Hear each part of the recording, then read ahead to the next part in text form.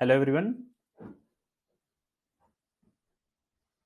I think मेरी voice आप लोगों तक क्लियर आ रही होगी। अगर आपको मेरी वॉइस क्लियर आ रही है तो आप एक बार मुझे बता दीजिएगा, फिर हम आज की क्लास को स्टार्ट करेंगे।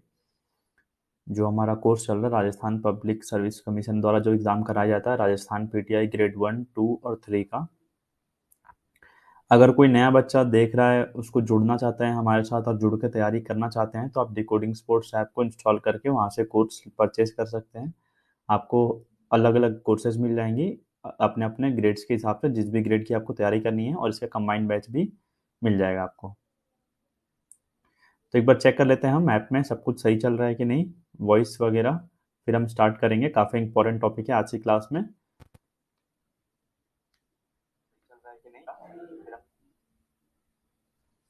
चलिए, वॉइस तो सही आ रही है सब कुछ। आपको अगर कुछ पूछना हो तो आप कभी भी पूछ सकते हैं।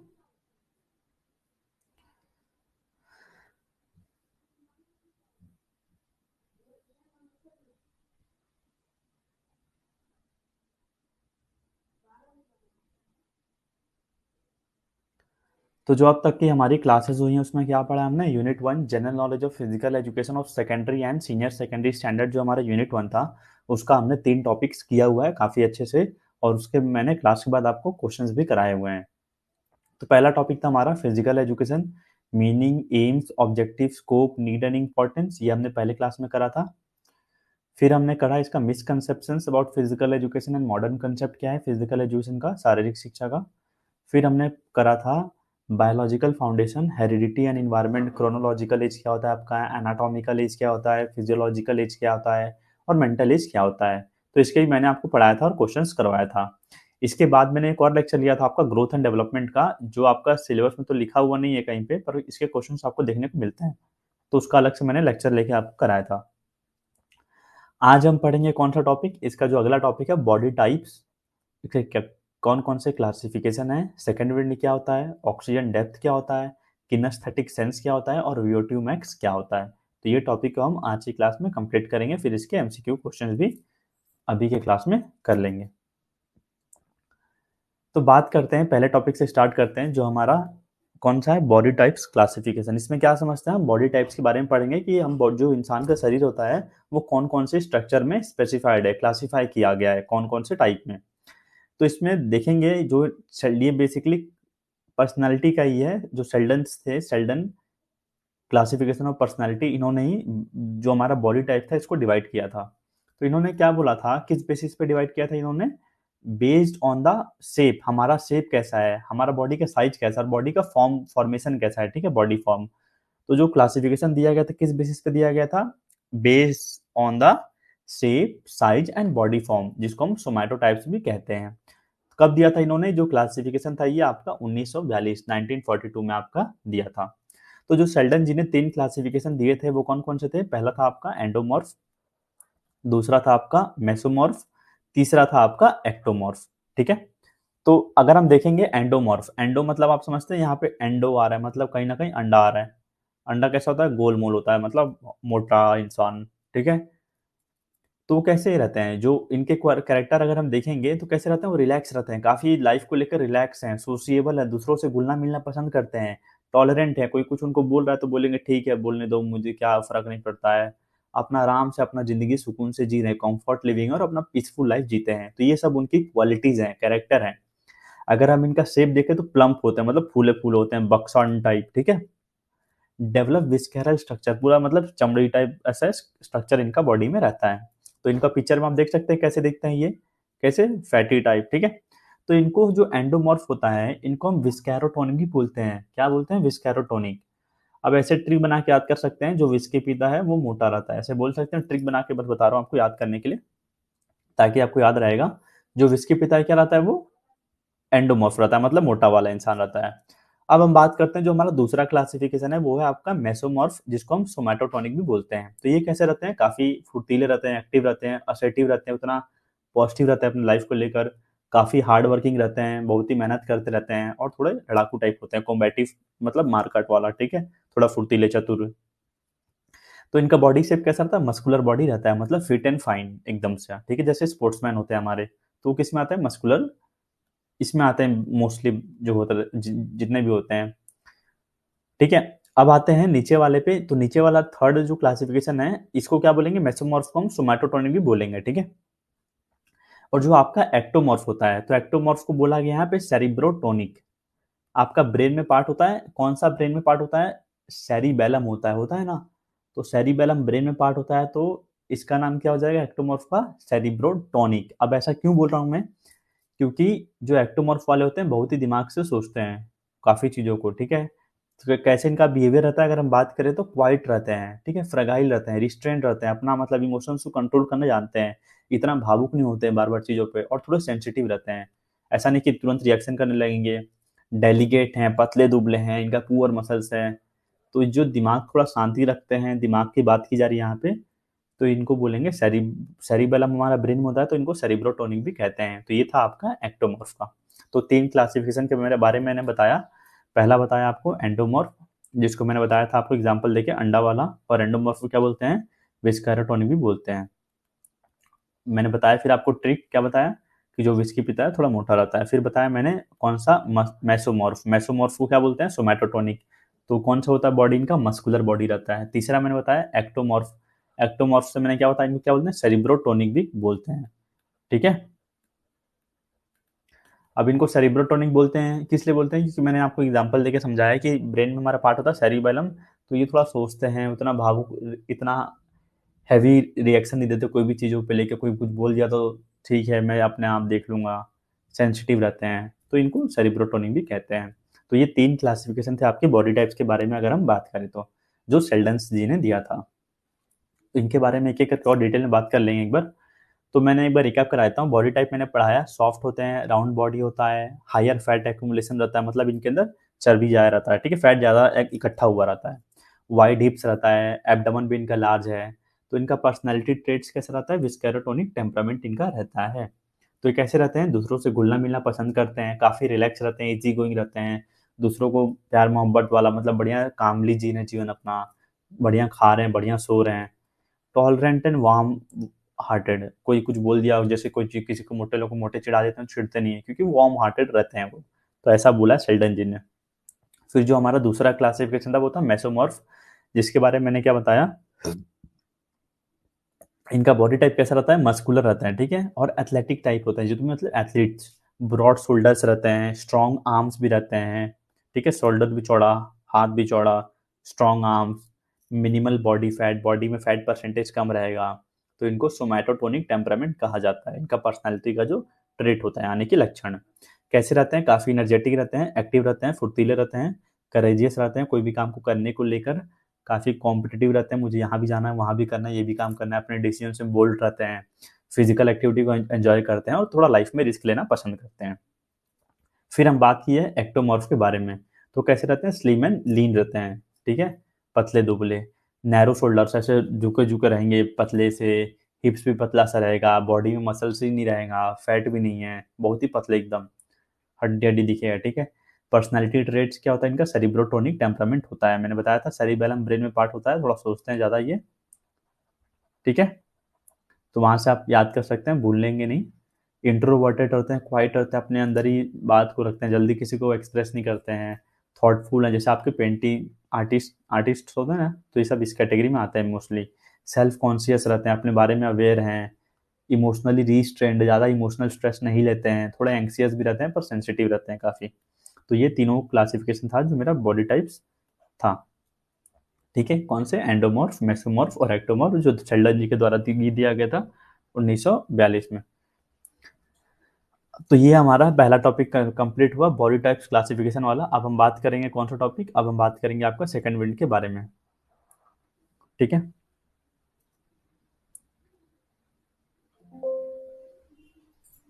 यहाँ तक क्लियर है, किसी को कुछ पूछना है इस क्लासिफिकेशन, बॉडी क्लासिफिकेशन में?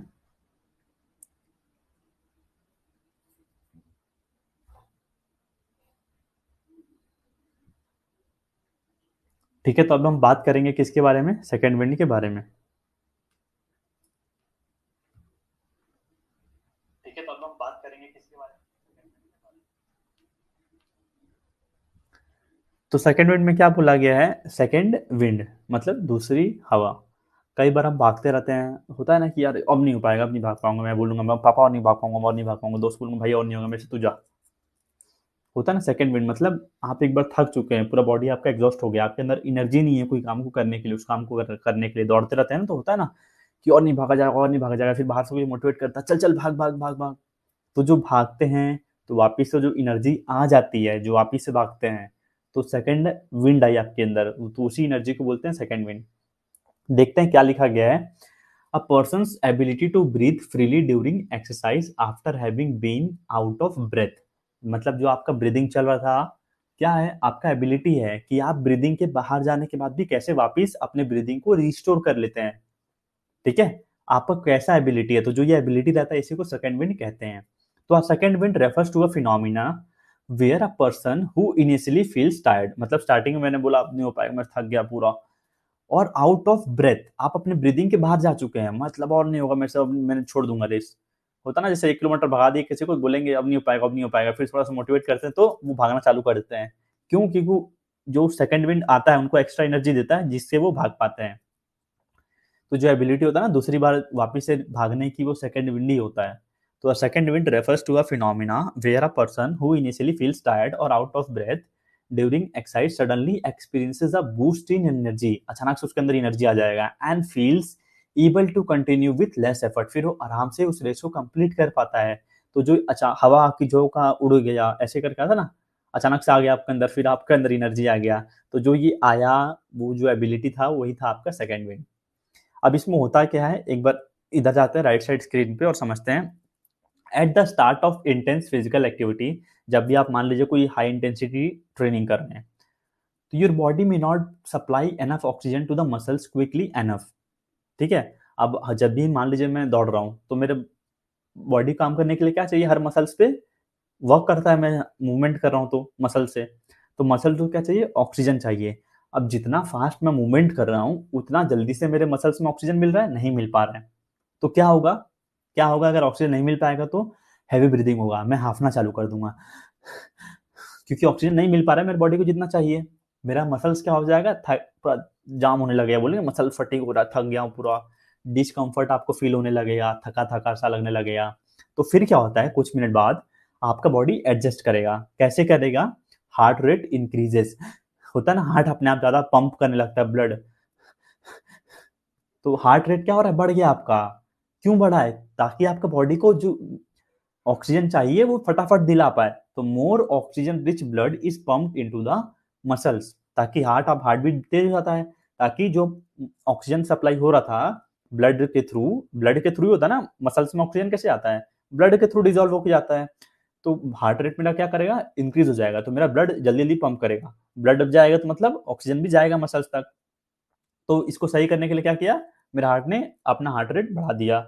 दूसरा क्या बोलते हैं, ब्रीदिंग बिकम्स मोर एफिशिएंट, तो जैसे मेरा बॉडी ऑक्सीजन लेने लगा, हर मसल्स तक ऑक्सीजन पहुंचने लगा, डिजॉल्व ऑक्सीजन, ठीक है, ब्लड में मिक्स होके, तो your body gets more oxygen, तो हम बॉडी को मिलने लगा ऑक्सीजन। तो क्या होता है, जो लैक्टिक एसिड होता है इसका लेवल होता है स्टेबलाइज कर देता है। ठीक है, तो जो भी मेरा होता है ना बर्निंग सेंसेशन हो रहा था कि पूरा मसल जल रहा है, आग टाइप हो रहा है, मेरा नहीं भाग पाऊंगा, तो ये सब स्टेबलाइज कर देता है आपका, कौन, लैक्टिक एसिड। पहले लैक्टिक एसिड आता है तो हमें उल्टी टाइम लगता है, अब नहीं भाग पाऊंगा, अब नहीं भाग पाऊंगा, तो इसको लेवल को स्टेबलाइज कर देता है आपका। ठीक है, कब, जब उसके पास ऑक्सीजन बहुत ज्यादा पहुंचता है। तो क्या होता है, इसके बाद एनर्जी सिस्टम हमारे बॉडी में काम करते हैं। ठीक है, तो जो एनर्जी सिस्टम का शिफ्ट आता है, चेंजेस आती हैं, कैसे, from anaerobic short term low oxygen to aerobic long term oxygen based. तो मेरे बॉडी में जो आपका पहले कौन सा सिस्टम काम करता है इस टाइम में, एनारोबिक, मतलब जो एनारोबिक मतलब जहां मैं बिना ऑक्सीजन के शॉर्ट टर्म वाला एक्टिविटीज करता हूं, तो पहले ये एनारोबिक सिस्टम काम करता है मेरे बॉडी के अंदर, एनर्जी सिस्टम है। तो फिर क्या हुआ, जिसमें ऑक्सीजन कम लगता है, अब मुझे भागना है, तो मेरा बॉडी का जो एनर्जी सिस्टम था एनारोबिक, जिसमें मैं बिना ऑक्सीजन के या फिर कम समय तक वाला करता था, उससे किस में शिफ्ट हो जाएगा, एरोबिक सिस्टम में शिफ्ट हो जाएगा, जहां पे मुझे ऑक्सीजन चाहिए रहता है काम को करने के लिए, और मैं उस काम को लंबे समय तक कर पाता हूँ। तो क्या होगा, एनर्जी सिस्टम शिफ्ट आएगा। तो ये जो आपका एडजस्टमेंट होगा, इसी से बोलते हैं आपका सेकंड विंड फीलिंग आपको आता है, मतलब होता है ना कि एनर्जी आ गया मेरे बॉडी में, अब मैं भाग सकता हूँ, तो ये ऐसे होके आपके बॉडी में आता है। तो इसके स्वरूप क्या होगा आपकी बॉडी में, आपका ब्रीदिंग ईजियर हो जाएगा, मसल्स आपके कम थके रहेंगे और आपको थोड़ा सा एनर्जी मिल जाएगा उस पर्टिकुलर काम को पूरा करने के लिए। तो सेकंड विंड क्या है, a person's ability to breathe freely during exercise after having been out of breath, मतलब व्यायाम के दौरान सांस फूलने के बाद भी किसी व्यक्ति की खुलकर सांस लेने की क्षमता जो होती है वही आपकी सेकंड विंड होती है। मैंने बताया आपको कैसे होता है, ठीक है, आप समझ गए। हमारा हार्ट रेट इंक्रीज होता है ताकि ब्रीदिंग अच्छे से हो पाए और लैक्टिक एसिड का जो एक्यूमुलेशन है, जो इकट्ठा हुआ है, वो उस लेवल स्टेबलाइज हो पाए, और जो हमारा बॉडी का एनर्जी सिस्टम है, तो उस समय एनारोबिक सिस्टम था, एनारोबिक से हम शिफ्ट करेंगे उसको एरोबिक की तरफ। तो जो एरोबिक एरोबिक में शिफ्ट हो जाएगा तो मेरे बॉडी को ऑक्सीजन मिलने लगेगा और मुझे अच्छा फील होगा। तो जो अच्छा फील होगा फिर मैं भाग पाऊंगा, वही होता है जो आपको एनर्जी मिलता है, उसी को हम सेकेंड विंड कहते हैं। क्लियर है सभी लोगों को? ठीक है, आपका हिंदी में भी दिया गया है नोट्स, काफी बेहतरीन। अब हम बात करेंगे एक और इंपॉर्टेंट टॉपिक है आपका ऑक्सीजन डेप्थ। ठीक है, आपको कुछ पूछना है तो आप चैट बॉक्स में पूछ सकते हैं।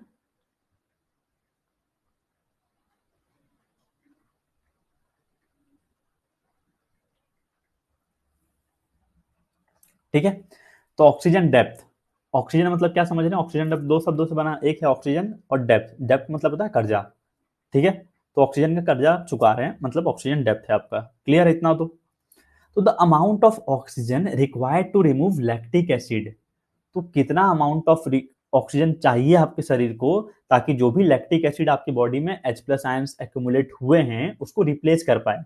तो क्या लेना पड़ेगा, मेरे बॉडी को लैक्टिक एसिड भगाने के लिए ऑक्सीजन लेना पड़ेगा।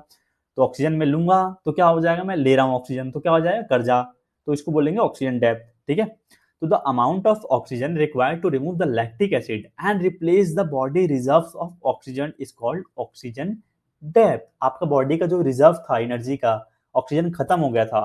तो क्यों खत्म हो गया था, क्योंकि आपके बॉडी के अंदर इतना सारा लैक्टिक एसिड जम गया था।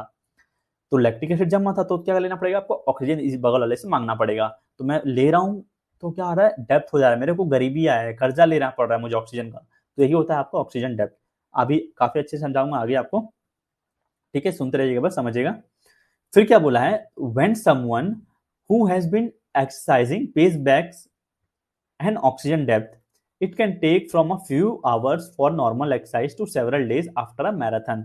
तो क्या बोला है, जब भी हम कोई एक्सरसाइज करते हैं तो क्या होता है, ऑक्सीजन डेप्थ हमको फील होता है, जो हमारा रिप्लेनिश होता है, मतलब वापस से हम ऑक्सीजन लेवल कब तक लेते हैं, या तो कुछ घंटे लगते हैं, या फिर अगर हमने बहुत ही हाई इंटेंसिटी वाला वर्कआउट किया हुआ है जैसे कि मैराथन किया हुआ है तो एक दो दिन तक भी टाइम लग जाता है, कुछ दिनों तक का भी टाइम लग जाता है। ठीक है, अभी तक क्या समझा आपने, कुछ नहीं समझा ऑक्सीजन डेप्थ के बारे में, सिर्फ इतना समझिए ऑक्सीजन डेप्थ क्या है, हम कर्जा ले रहे हैं ऑक्सीजन का, बस इतना समझिए। अब क्या है अभी बताता हूं आपको।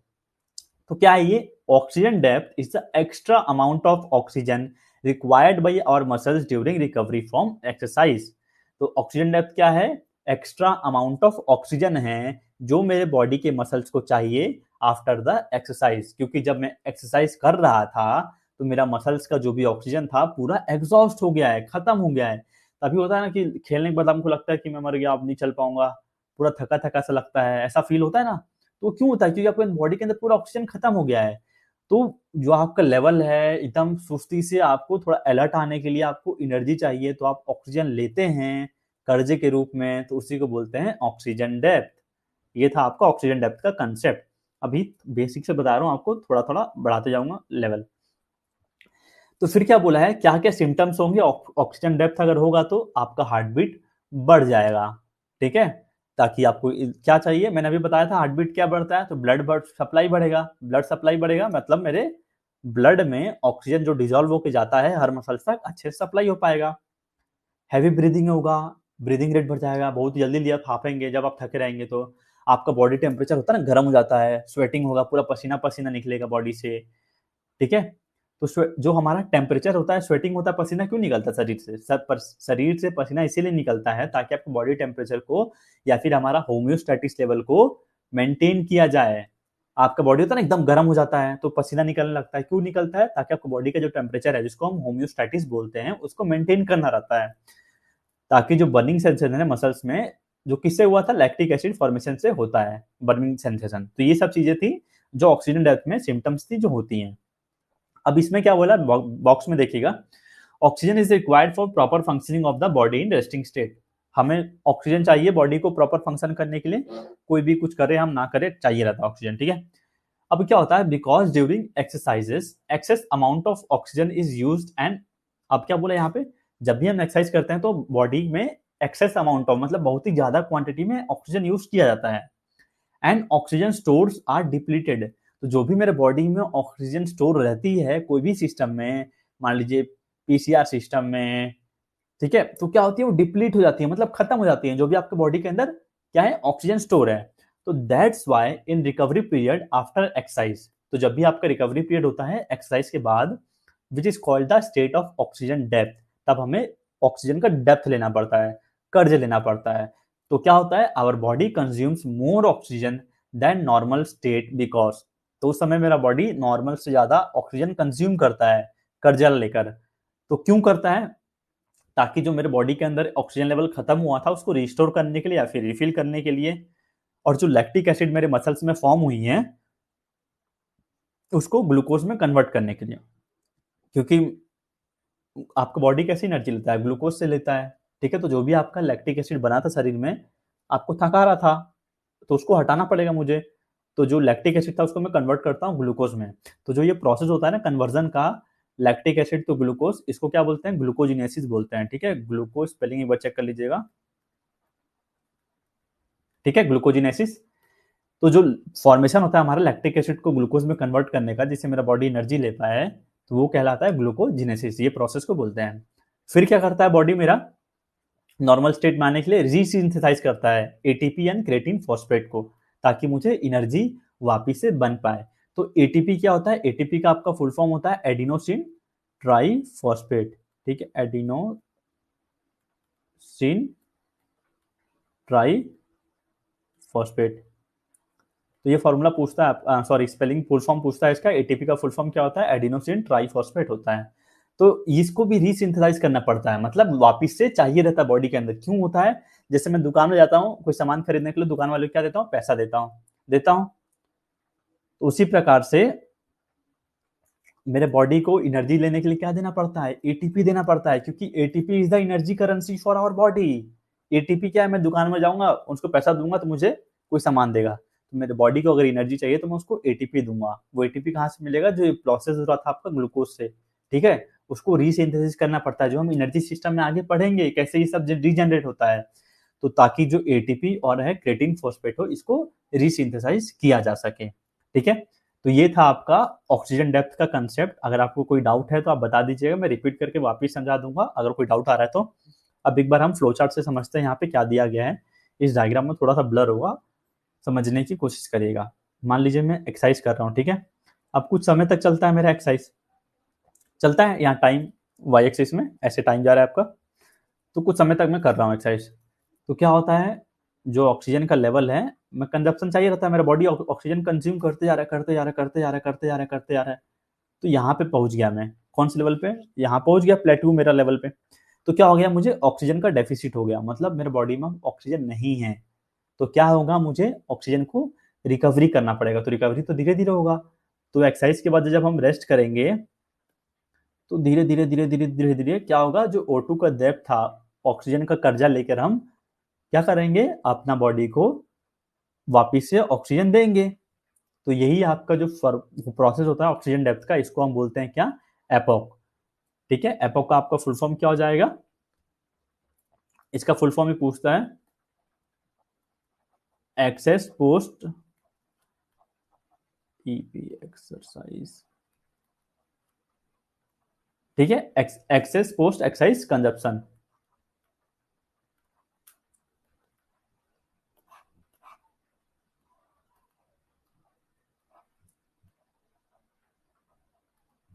ठीक है, तो क्या हो जाएगा फॉर्मूला हमारा, एक्सर्स पोस्ट एक्सरसाइज कंजप्शन, ठीक है। इसका फुल फॉर्म हो जाएगा एपोक का, ये भी आपका पूछता है एग्जाम में।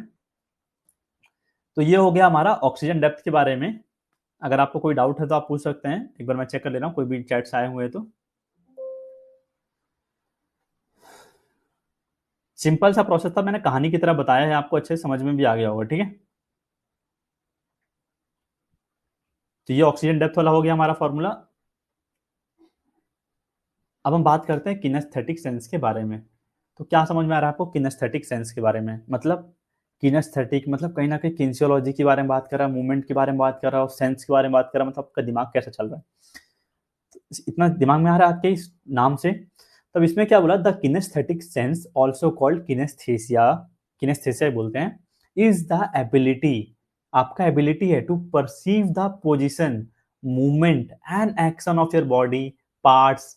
आप परसीव कर पा रहे हैं अपने मूवमेंट को, आपका जो भी कोई एक्शन कर रहे हैं, without relying on your side. अब मैं इधर देख रहा हूँ, मैं इधर मोबाइल उठा रहा हूँ, तो मैं क्या कर पा रहा हूँ, अपने बॉडी के पार्ट्स को परसीव कर पा रहा हूँ कि यहाँ फोन रखा है, तो दिमाग से यहाँ सेंस से जा रहा है कि टेबल पे फोन रखा है, फोन उठाओ। तो यही आपका किनेस्थेटिक सेंस है कि आपके बॉडी के ऊपर आपका क्या अवेयरनेस है, without relying on your side, बिना देखे कर पा रहे हैं उस काम को। It involves internal feedback from sensory receptors in your muscles. तो कैसे होता है, आपका इंटरनल फीडबैक मिलता है आपके सेंसेस से, सेंसरी रिसेप्टर से। कहां तक? ऐसे होते हुए आपके न्यूरॉन्स के थ्रू मसल्स को इंपल्स मिलता है, रिसेप्टर मिलता है कि भाई उठाओ उसको, टेंडेंट्स को या फिर कोई भी जॉइंट्स को, ठीक है। तो which send signals to the brain to create an awareness of your body's orientation and motion. तो सेंस जा रहा है, इंपल्स जा रहा है, फिर ब्रेन ऑर्डर दे रहा है कि उठाओ यहाँ से, तो आप उठा रहे हैं। तो this sense is vital for coordinated movements. तो ये जो सेंस है किनेस्थेटिक सेंस, काफी इंपॉर्टेंट रहता है मुझे कोई भी कोऑर्डिनेशन मूवमेंट वाले काम को पूरा करने के लिए, ठीक है। कोऑर्डिनेशन, कोऑर्डिनेटेड मूवमेंट हो या फिर कोई बैलेंस हो या फिर कोई मेरे मसल मेमोरी को डेवलप करना हो, ठीक है। कि जब मसल मेमोरी मतलब क्या हो गया, मेरे मसलों को क्या याद है कि बॉल आ रहा तो मुझे ऐसे करके ऊपर से कैच आ रहा तो ऐसे करके कैच करना, नीचे आ रहा तो ऐसे करके कैच करना है, ठीक है। तो ये मसल मेमोरी हो गया आपका, कैसे आपको याद करना है मसल्स को, कैसे कब रिएक्ट करना है। तो ये किनेस्थेटिक सेंस से सारा चीजें डेवलप होती हैं, allowing you to perform task like walking, कैसे चलना है, typing, playing sports without consciously thinking about each movement. तो आप स्पोर्ट्स भी खेल रहे हैं बिना सोचे हर मूवमेंट के बारे में। तो kinesthetic sense is also known as proprioception. इसको हम प्रोप्रियोसेप्शन भी बोलते हैं। क्यों? क्योंकि it is the ability, body's ability to sense its position. क्योंकि आपकी बॉडी की एबिलिटी है ताकि वो सेंस कर पा रहा है वो कौन से पोजिशन में है, कौन सा मूवमेंट कर पा रहा है, कौन सा एक्शन ले पा रहा है। It allows you to know where your limbs are in space and how they are moving without having to look at them. आपके लिम्स कहाँ पे हैं स्पेस में, बिना देखे आप कैसे मूवमेंट कर पा रहे हैं उसको। तो यही आपका जो सेंस होता है वो होता है आपका किनेस्थेटिक सेंस। तो यहाँ पे देख पा रहे हैं मैं टेबल पे बैठा हूँ आंख पे पट्टी बांध के, ठीक है, मैं कोई मूवमेंट भी कर पाऊंगा, मुझे पता है बॉडी में कहाँ है पे क्या चीज है, क्या किनेस्थेटिक सेंस है, मेरा हाथ यहाँ जाएगा तो कौन सा मूवमेंट होगा। तो ये मेरा किनेस्थेटिक सेंस होता है, ठीक है। अब हम बात करेंगे VO2 मैक्स के बारे में। तो इसका डेफिनेशन अगर पूछता है तो क्या होता है, ध्यान से दीजिएगा, साइंटिफिक टर्म्स में पूछता है कई सारे एग्जाम्स में। The maximum volume of oxygen, ठीक है, वॉल्यूम कितना ऑक्सीजन है, maximum volume of oxygen millimetre में बात करता है, ठीक है, इन millimetre that your body can use पर minute. The maximum volume of oxygen in millimetre that your body can use पर मिनट पर किलोग्राम ऑफ बॉडी वेट, ठीक है। तो इसका यूनिट क्या हो जाएगा, मिलीलीटर केजी पर मिनट। ये पूछता है एग्जाम में, पूछा भी हुआ है मेरे हिसाब से कोई ना कोई एग्जाम में, काफी अच्छे वाले। VO2 मैक्स क्या होता है डेफिनेशन के टर्म्स में, the maximum volume of oxygen, कितने ज्यादा ऑक्सीजन मेरा बॉडी कंज्यूम कर सकता है मिलीमीटर में, पर मिनट पर बॉडी किलोग्राम, ठीक है। तो इसको कैसे बोलेंगे हम, अगर सिंपल शब्दों में बात करें तो, how efficiently your heart lungs and muscles work together during physical activity. तो आपका हार्ट, मसल्स, लंग्स, तो ये सारी चीजें कैसे एफिशिएंटली काम करती हैं टुगेदर जब आप कोई वर्क करते हैं या फिर कोई फिजिकल एक्टिविटी करते हैं। तो हायर VO2 मैक्स रहेगा तो क्या दर्शाएगा कि आपका एरोबिक जो फिटनेस है, मतलब ऑक्सीजन लेकर लंबे समय तक काम करने की जो क्षमता है वो आपकी अच्छी है। तो इसका एक फिटनेस लेवल है, और ये आपका मेंस का है और ये वुमेन्स का है, मिली लीटर केजी पर मिनट कितना होना चाहिए। तो ये अमाउंट में दिया गया है, टेबल का पूछता है कई बार डाटा थोड़ा एडवांस एग्जाम्स में। तो ये RPSC 1 फर्स्ट ग्रेड वाले बच्चों के लिए इनको ये इंपॉर्टेंट है आपका ये टेबल भी, ठीक है। बाकी जो सेकंड ग्रेड और थर्ड ग्रेड में नहीं पूछेगा ये टेबल के बारे में, पर फर्स्ट ग्रेड में पूछ सकता है। बाकी ये सब तो इंपॉर्टेंट है जो मैंने पढ़ाया, ठीक है। तो ये VO2 मैक्स था, आपको किसी भी टॉपिक में डाउट नहीं होगा क्योंकि काफ़ी अच्छे से मैंने आपको पढ़ाया है। फिर भी कभी भी कोई भी डाउट आता है तो आप मुझे मैसेज कर लीजिएगा। तो आज की क्लास में क्या क्या पढ़ा हमने पढ़ा पहले शेल्डन्स क्लासिफिकेशन ऑफ पर्सनालिटी। मैंने बताया शेल्डन जी ने सोमैटोटाइप्स के बेसिस पे 1942 में 3 क्लासिफिकेशन दिए थे। एंडोमॉर्फ मतलब अंडा वाला, जिसको हम विश कैरोटोनिक बोलते हैं, जैसे ऐसे बताया था, याद कर लेना। विश की पीता है तो मोटा रहेगा। फिर बताया था मेसोमॉर्फ मतलब मस्कुलर बॉडी, तो इनको सोमैटोटोनिक बोलते हैं। फिर आया था आपका कौन सा, एक्टोमॉर्फ, जिनको मैंने बताया सेरिबेलम ब्रेन का पार्ट होता है, तो इनको ज्यादा सोचते हैं तो सेरिब्रोटोनिक भी कहते हैं। फिर इसके बाद मैंने बात किया था आपका सेकंड विंड के बारे में। हवा के झोंका से एग्जांपल दिया था, उड़ गया, थक गया था, फिर मैंने उड़ने लगा, चलने लगा। तो जो वापस से एनर्जी आई आपकी बॉडी को, जिससे आप वापस से एनर्जी रिस्ट्रेन करके काम कर पाए, दौड़ पाए, तो वो होता है सेकंड विंड। फिर मैंने बताया इसके बाद ऑक्सीजन डेप्थ, मैंने ऑक्सीजन का कर्जा लिया, तो कैसे पूरा किया था मैंने काफी अच्छे से बताया था। फिर बताया था इसको एपोक भी बोलते हैं। फिर मैंने बताया आपको इसके बाद क्या पढ़ा है, किनेस्थेटिक सेंस के बारे में पढ़ा है, और फिर लास्ट में आपको VO2 मैक्स के बारे में पढ़ा है, इसका डेफिनेशन क्या होता है और इसको की सिंपल टर्म्स में क्या बोलते हैं। तो कोई भी डाउट होगा तो आप बाद में अगर रिकॉर्डेड लेक्चर्स देख रहे होंगे तो उसका मुझे पूछ लीजिएगा कभी मैसेज करके, ठीक है। आपका ग्रुप्स भी बने हुए हैं। तो बात करते हैं पहले क्वेश्चन के बारे में, सिंपल से क्वेश्चन है। Oxygen depth primarily refers to, oxygen depth मतलब मैंने बताया था ऑक्सीजन का कर्जा जो मैं ले रहा हूं, तो ये प्राइमरली क्या होता है, the amount of oxygen consume during anaerobic respiration. Anaerobic में तो नहीं बोला है कहीं भी, ऑक्सीजन कंज्यूम के बारे में थोड़ी बात करता है, ये तो उसके बारे में बात करता है ना, the oxygen required to recover post exercise. Post मतलब एक्सरसाइज के बाद आपको कितना ऑक्सीजन चाहिए रिकवर करने के लिए, तो ये आंसर क्या हो जाएगा, बी हो जाएगा, ठीक है। Question number 2, second wind is a phenomenal commonly experience by athletes, it refers to. जो सेकेंड विंड मैंने भी पढ़ा है आपको, तो ये फिनोमिना है जो बेसिकली एक्सपीरियंस मतलब एथलीट्स के द्वारा बार बार एक्सपीरियंस किया जाता है कॉमनली। तो ये क्या होता है, a sudden drop in heart rate after intense exercise, आपका हार्ट रेट एकदम से बंद हो गया, no. Improve performance during external motivation, आपका परफॉर्मेंस बढ़ गया due to external motivation, hold कर सकते हैं, देखते हैं। A sudden feeling of increase energy and reduce fatigue during sustained exercise, ये हो सकता है, ठीक है। Lung hyper influencer during high altitude training, तो बात ही नहीं कर रहा है, पहला भी नहीं होगा। दूसरा देखते हैं, improve performance due to external motivation, बाहर से कोई मोटिवेट कर रहा था भाग पा रहा हूँ, ऐसा भी नहीं है क्या बेसिकली ये, अ sudden feeling of increase energy, मतलब अचानक से फील आता है मेरे अंदर एनर्जी वापस आ गया, क्यों आया, थकावट दूर होने लगा जब भी मैं एक्सरसाइज कर रहा हूँ। तो ये था आपका सेकंड विन, मैंने पढ़ाया था अभी आपको। फिर बोला है क्वेश्चन नंबर 3 में, which of the following is not a component of oxygen depth. Oxygen depth का कौन सा कंपोनेंट नहीं है, इसमें होता है आपका अलग अलग एनर्जी सिस्टम काम करती है, ठीक है।